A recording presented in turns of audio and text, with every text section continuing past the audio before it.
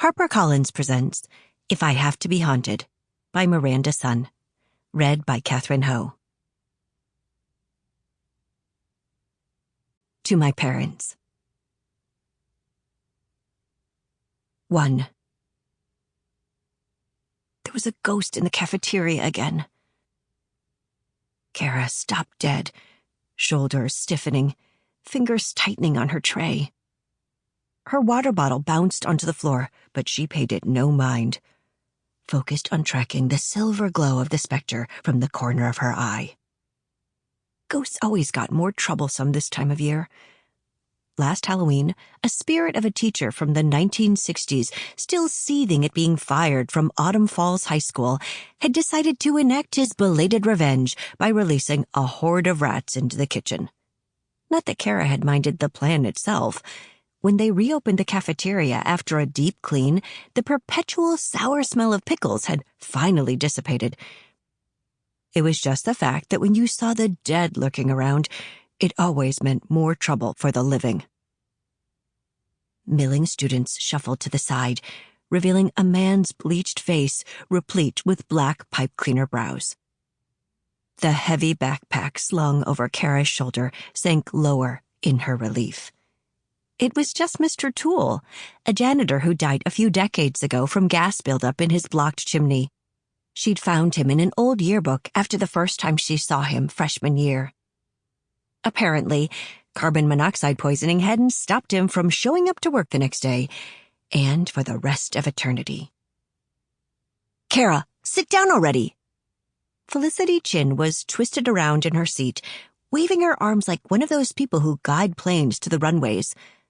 Across from her, Charlotte Mark waved too, a tiny, tentative movement of her wrist like the flick of a sparrow's wing.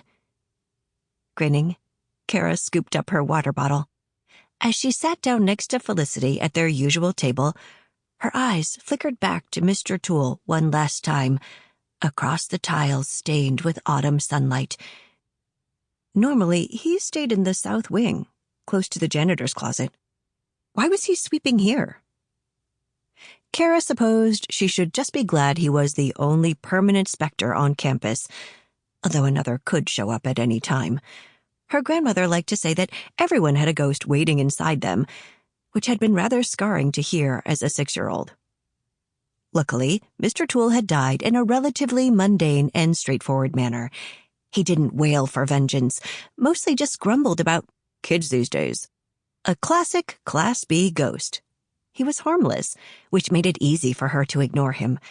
It made it easy for her to keep the promise she'd made to her mom at age 5, to never let anyone, dead or alive, find out about her ability. The only exception was Cara's grandmother, another ghost speaker. But then, Lala was already dead. Felicity cleared her throat. "So, as I was saying to Charlotte, the French aristocrats' unwillingness to open their bourgeoisie caste to newcomers is today what we call a bad move, and thus places them firmly at fault for their peasants rising up against them." Felicity dropped her metal spoon like a mic. It landed on top of her blue jello, which rocked at the impact like a choppy ocean. Cara applauded politely. Felicity bowed her head in acknowledgement.